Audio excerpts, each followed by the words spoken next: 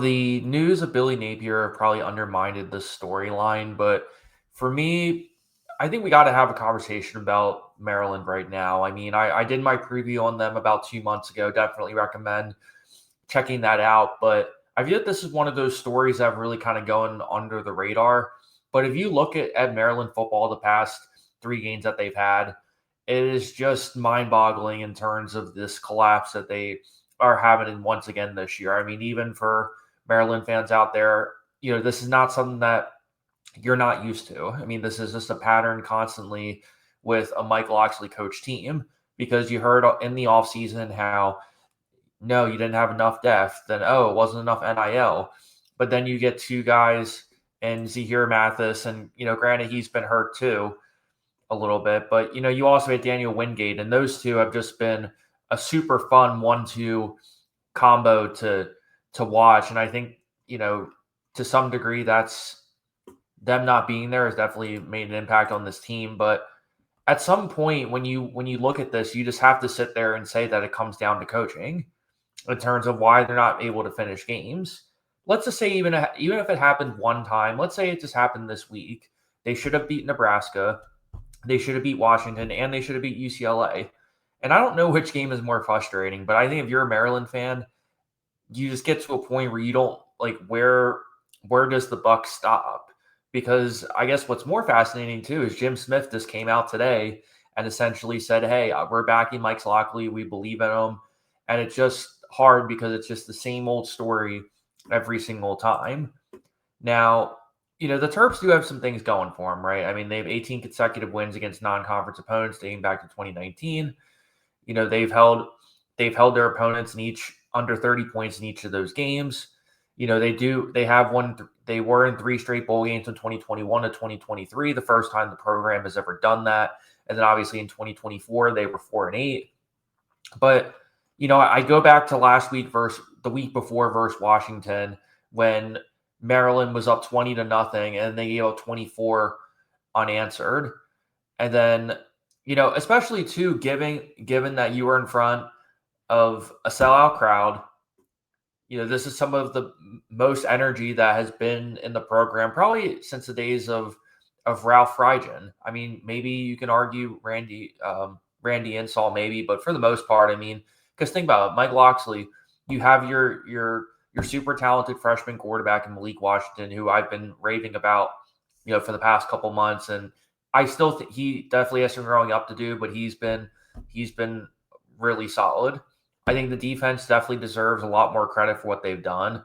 I think when you go back and you look at that UCLA game, to me, they just kind of seemed kind of gassed, even though it's pretty inexcusable to give up that many yards within a 40-second drive.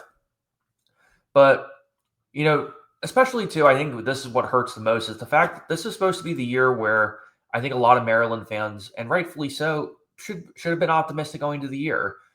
Now, you had a relatively favorable schedule. You're coming out and playing hard. You're showing up in the first half, and and the thing I think Mike Locksley deserves a lot of credit for too is he's brought in some coordinators with some pretty significant experience. I mean, Pep Hamilton, he had some NFL experience with the Colts. He's developed in Malik Washington. He's getting the most out of the receivers. But I think time and time again, what's really missing from this Maryland football team is, where's the running game at? Because, I think when we go back and look at the UCLA game, he just wasn't having a good game last week versus UCLA. Because I think you can, I think we could talk about that first drive of the game where he almost threw an interception. And then, at the same time too, for all the times where he's running out of the pocket, he's extending plays, he's doing this, that, or the other, there's this conversation needs to be had again about his accuracy issues because it's just adding to shortcomings and it's leading to not getting as many points in the red zone.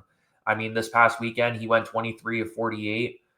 Just, that's under 50% for, I think it was 200 something yards too. And then, when I think about the fourth quarter, how he had 6 rushes for 67 yards. So it is awesome that he has that dual threat ability and he is willing to take off. But then you sit there and say to yourself, how can we find a way for him to be a little bit a little bit more consistent, because that's just something that they're going to have to clean up if they want to make a bowl game. And moving into, what the takeaways are for next season, that's just something that has to be cleaned up, because to me, this is too good of a team to not at least win 6-7 games this year. I would say right now they should be, in my opinion, at very least 6-1 team. Now, granted, it happens every once in a while, but at the same time, you have to sit there and say to yourself, it's just the same things over and over again. Even when I go back to the Washington game a couple weeks ago, I mean, a fun fact for everybody listening: Maryland is 0-10, coming off bye weeks under Mike Locksley. Now 0-11, and then when I think about these other collapses, it's just the same pattern over and over again. Is that when at the beginning of the game they're having success. They actually had some success running the ball last week, and then the week after, they just decide to not even try to run the ball at all. So it's to the point where I feel like Maryland football is kind of becoming one-dimensional, because when I look at the Washington game last week, they only had 4 rushing attempts in the second half. And then if you count, then that's one of them counting being a Malik Washington scramble. And then when you're passing the ball 24 times in the second half, 9 of them are incomplete and stop the clock, there's no reason really why Washington should have came back in that game. Especially, too, that was supposed to be the defining win when you're in front of a sellout crowd. And that's the game that I think everybody kind of says to themselves, hey, this is the first time that SECU Stadium has been sold out I think it was like the second time in 10 years. So to be able to be in the stand, if you were in the stands for that, to be able to be in the stands for that, I think that this is supposed to be the breakthrough victory that kind of gets the program in that next level in terms of the Big Ten conversation. And to squander that opportunity, you just kind of have to ask yourself, is this really the ceiling of Maryland football? Because I think in many ways, Mike Locksley reminds me a lot of Sam Pittman. And I guess the comparison of that is Sam Pittman and Mike Locksley are both players. They're both guys who can recruit on a phenomenal level. And I think in many times they don't get enough credit for that, and they should. Now, granted, Mike Locksley, he learned his lessons from being the head coach of New Mexico. That tenure was brutal. I'm not going to get that far into that. But to me, it's just the problem is you're just having the same conversation over and over again if you're Maryland football in terms of, how do you get this going again? And the thing is, too, they did a lot of strong things on defense that made a lot of sense. For the most part, they had Nico in a spy whenever possible. And to be able to limit him 25 yards rushing compared to, the games the week before versus Penn State versus Michigan State, to be able to do that. Not to mention, too, you were able to get Nico to throw 2 interceptions in that game, and you still can't find a way to put up more than 20 points. It's just one of those things where you're just doing the same thing over and over again, too. And not to mention, too, in the UCLA game, I want to throw out there that Trey Reddick and Jalen Husky, they were both thrown out the game for targeting. So it's just a mix of not putting Malik Washington the best chances to succeed, abandoning the rushing attack, your defense is being out there for way too long in moments of the game where they're just constantly being 3 and out. They're just totally getting overworked. And not to mention, too, this is supposed to be a really strong matchup for UCLA offensive receiving core that, for the most part, has had a lot of difficulties getting separation from their matchups. And at least if you ask me, you get to a point where you're just constantly kind of having that same conversation over and over again. And this is probably something that I brought up in my preview of Maryland, is it was going to be one of those things where they're going to have to find ways to win these games.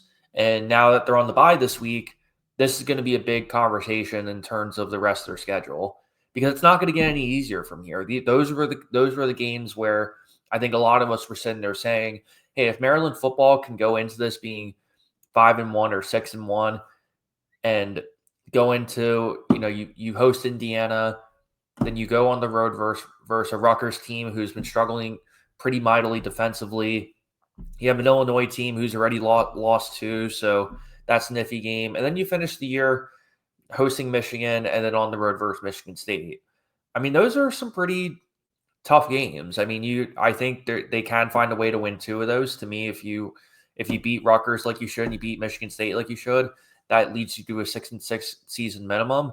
But if you're going to have to knock off a ranked team for you to get 7 games, and it's just one of those things where Maryland is forcing themselves in these sort of predicaments when I think anybody that's watched Maryland football should be frustrated and should be pretty upset, because this is a team that I think is way more talented than what you necessarily see on a box score. I think when you look at a box score or you just scroll through your phone and you're looking at what Maryland football has done, not a lot of people are really going to think about it too much. But overall, it's just one of those things where it's just the same old narrative again, just in a different way, between the Nebraska game, between the Washington game, and then this last week versus UCLA. Because UCLA and Maryland, I watched a good amount of that game. Neither of them played very well. They were both uncoordinated. They both weren't playing discipline, and it was just sloppy, undisciplined, a lot of turnovers, and just a bunch of targeting penalties. And somehow UCLA managed to come away with the win, because by that last drive, Maryland's defense was just completely tired out because of the number of 3-and-out drives that they had. So, if you ask me, I mean, what are the kind of the steps moving forward? I'd say first and foremost, I think you have to find a way to really get this rushing attack going, because I think they're asking way too much of Malik Washington.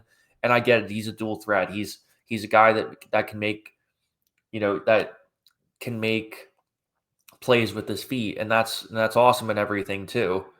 But at the same time too, you have to put him in better positions to succeed. For example, the red zone opportunities that are just coming in and that are coming consistently, and you're not getting enough points in there. You're putting him in situations where you're asking him to have 48, 50 passing attempts, and it's just unsustainable at this point for a guy who's still getting his feet wet in college football, and for a guy that, is extremely talented. And, if you're this coaching staff, I think you have to find ways to succeed in a very difficult Big Ten landscape. And most importantly, you just have to be there for your quarterback. But to me, this just seems like a team that I think is unfortunately heading in the right direction, as much as pains me to say that. I think Mike Locksley is a great human being. I always enjoy listening to his press conferences. But for me, this seems like a team that is going to have some trouble bouncing back, especially when you play 3 ranked teams in these last 5 games. And it's a shame, because they really shouldn't be in this situation. So I'm really curious to see how Maryland football finishes the rest of the season.